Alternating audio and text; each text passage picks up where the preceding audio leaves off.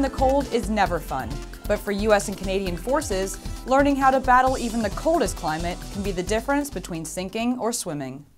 Airman First Class Andrew Carroll shares the soldiers' experience on a frozen lake in Latvia. U.S. and Canadian soldiers prepared to take a chilling plunge into a hole cut in the ice.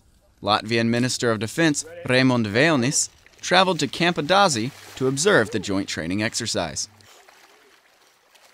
Such exercises is very important because if we are speaking about interoperability between different national armed forces, we need to train them, we need to exercises, and the soldiers will be more ready for such situations if sometime we will need some assistance to fight against possible aggressor.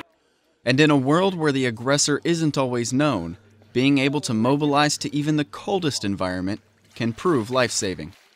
During the training, the soldiers had to dive into freezing water and swim to the other side of the ice.